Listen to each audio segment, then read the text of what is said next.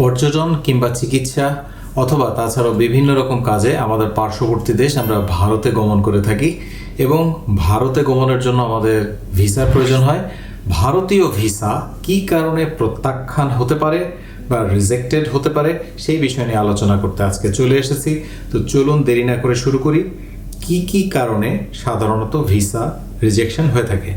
প্রথমত বলছি, যখন কোনো ভিসা রিজেকশন হয় বা প্রত্যাখ্যাত হয় তখন কিন্তু তারা কোনো কারণ বলে দেয় না যে এই কারণে আপনার ভিসাটি বাতিল করা হলো।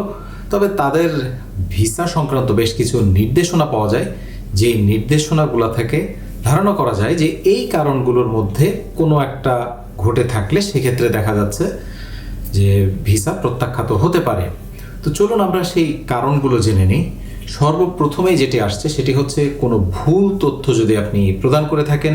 ভুল তথ্য বলতে এটাই বলছি, সেটি হতে পারে আপনার টাইপিংয়ের কোনো ভুল, যেমন ধরে নিতে পারেন আপনার যে নাম আছে, যেমন আমার নাম হচ্ছে আসিফ, ASIF।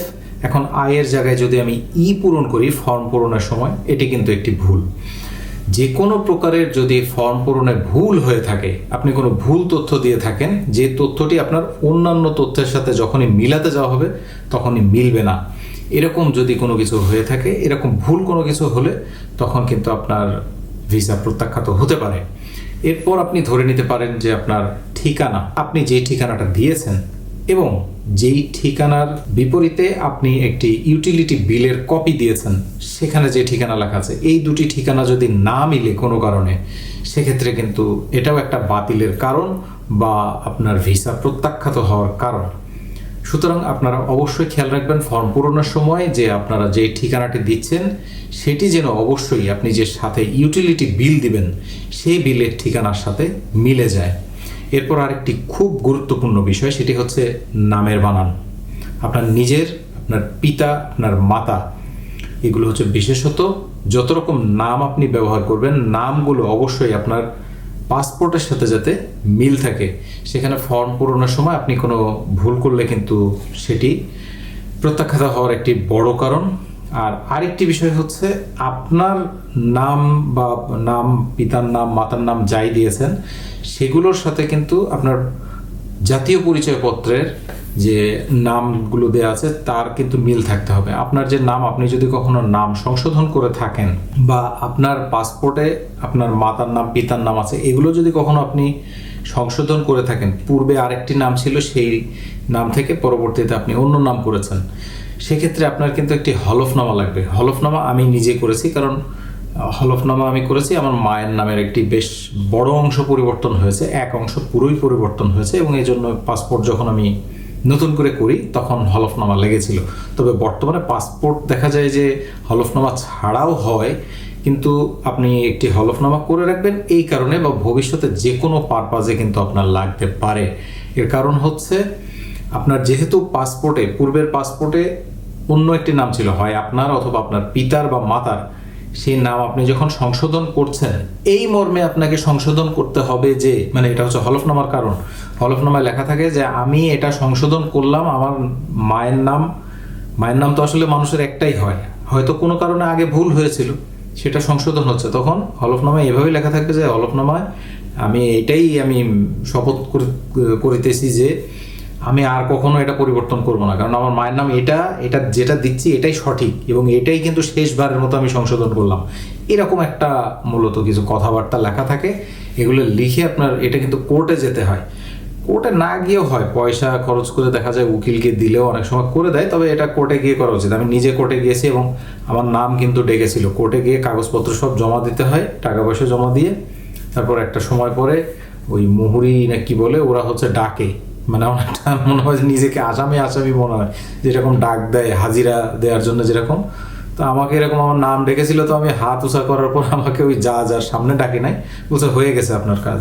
তো যাই হোক, ওখানে কিন্তু কোর্ট এফিডেভিট, মানে আপনার যে এফিডেভিট করবেন বা হলফনামা করবেন, ওখানে কিন্তু কোর্টে জজের স্বাক্ষর এবং মোহর থাকতে হবে। মোহর মানে সিল মোহর। আপনারা যে কোনো প্রকারের সংশোধন যদি হয় এটা দিবেন, এটা দিলে আর কোনো সমস্যা হবে না, কিন্তু এটা না দিলে আপনার ভিসা প্রত্যাখ্যাত হওয়ার একটা সম্ভাবনা থাকে। এরপরে যদি আপনাদের নামের অংশ, যদি কারো নাম একটা নাম থাকে, তার ক্ষেত্রে কিন্তু কিছুটা জটিলতা হয়। তবে একটা নাম যদি থাকে সেটা আপনারা স্যার নেমে না দিয়ে গিভেন নেমে দিবেন। একেবারে স্পষ্টভাবে কোনো তথ্য ভারতীয় হাই কমিশনও ওইভাবে দেয় না। এরপর হচ্ছে যদি আপনারা কেউ পুরাতন ফটো ব্যবহার করেন বা ছবি ব্যবহার করেন, মানে আপনারা আগে যেই ছবি ব্যবহার করে ভারতীয় ভিসা করেছেন বা অন্যান্য ভিসা করেছেন, এমন কোনো ভিসার ছবি যদি আপনারা দেন, সেটা কিন্তু তারা ধরতে পারবে খুব সহজেই। পাসপোর্টে দেখা যাচ্ছে আপনার পূর্বের যে ভিসাগুলো আছে সেগুলোও তারা দেখতে পারবে। সেগুলো দেখলে যদি দেখে যে অনেক পুরাতন ছবি, তখন কিন্তু আপনার ভিসা প্রত্যাখ্যান করে দিতে পারে। এরপরে আসছে যদি কেউ পূর্বে ওভারস্টে করে থাকেন, তাকে কিন্তু প্রত্যাখ্যাত করতে পারে। মানে এর আগে আপনি কোনো ভিসায় ভারতে গিয়েছিলেন, আপনি ওভারস্টে করেছেন, মানে হ্যাঁ আপনার যতদিন থাকার কথা ছিল সর্বোচ্চ আপনি সেইটা অতিক্রম করে ফেলেছিলেন। তো যাই হোক, এরকম যদি কারো হয় সেক্ষেত্রে তারা একটি কভার লেটার যুক্ত করে দিতে পারেন যে কী কারণে আপনার এমন সমস্যা হয়েছিল। হয়তো যদি কোনো সমস্যা সেরকমই থাকে বা সমস্যার যদি সেরকম সেই সাপেক্ষে আপনি প্রমাণ সহ দিতে পারেন, সেক্ষেত্রে দেখা যাচ্ছে তখন ভিসা হবে। তাছাড়া ভিসা না হওয়ার সম্ভাবনাই অনেক বেশি। এরপর আপনার পেশা সংক্রান্ত যে সমস্ত কাগজপত্র, এই কাগজপত্রগুলো অবশ্যই ঠিক রাখবেন। যেমন যদি একজন মানুষ কৃষক হন, তিনি কৃষক হলে জমির পর্চা দিবেন, বা যদি কেউ দিনমজুরও হন, দিনমজুর হলে দেখা যাচ্ছে যে অনেক সময় দিনমজুরেরও টাকা থাকে ভালোই, সেও দেখা যাচ্ছে চিকিৎসা বা যে কোনো কাজে আসলে যেতে পারে। তো সেক্ষেত্রে আপনারা আপনাদের এলাকার ইউনিয়ন পরিষদের যে চেয়ারম্যান আছে তার থেকে একটা সনদপত্র নিতে পারেন যে উনি হচ্ছে ভূমিহীন। তবে ভূমিহীন হলেও এরকম ক্ষেত্রে দেখা যায় গ্রামে কিন্তু মানুষের একটা বাড়ি থাকে, ওই বাড়ির যে কাগজপত্র থাকে সেটাও কিন্তু সেই বাড়ির পর্চা আছে, সেই পর্চাও আপনারা দিতে পারেন, বা এই চেয়ারম্যান থেকে এরকম একটা সনদ নিয়ে আপনারা দিতে পারেন। তবে এক্ষেত্রে আপনারা কিছুটা জটিলতায় পড়বেন যদি এমন ক্ষেত্র হয়, তাহলে তার ব্যাংক স্টেটমেন্ট এগুলো কিভাবে হবে, বা ব্যাংক স্টেটমেন্ট এরকম মানুষের ক্ষেত্রে না থাকাটাই স্বাভাবিক, কারণ তার যদি সেরকম আয় খুব বেশি না হয় তাহলে ব্যাংক অ্যাকাউন্ট হয় না। তবে বর্তমানে দেখা যাচ্ছে দিনমজুর বা এমন ক্ষেত্রে কিছু কিছু ক্ষেত্রে হতেও পারে, যদি হয় সেক্ষেত্রে আপনারা ব্যাংক স্টেটমেন্ট দিবেন। আরেকটি বিষয় হচ্ছে ব্যাংক স্টেটমেন্ট এবং ব্যাংক সলভেন্সি আসলে লাগে না ভারতীয় ভিসার ক্ষেত্রে, তবে ব্যাংক স্টেটমেন্টটা আপনারা ওই এজেন্ট ব্যাংকিং বা এগুলোর থেকে দিয়েন না। এগুলোর থেকে দিলে দেখা যায় যে তারা ওইটাকে গ্রহণ করে না, তখন বলে যে আপনি ওই $150 কিনে স্টেট ব্যাংক অফ ইন্ডিয়ার যে ট্রাভেল কার্ড আছে সেটা আপনারা করেন। তো আপনারা ব্যাংক অ্যাকাউন্টের যে স্টেটমেন্টটা দিবেন এটা অবশ্যই একদম ব্যাংকের যে সেই শাখা থেকে দিবেন।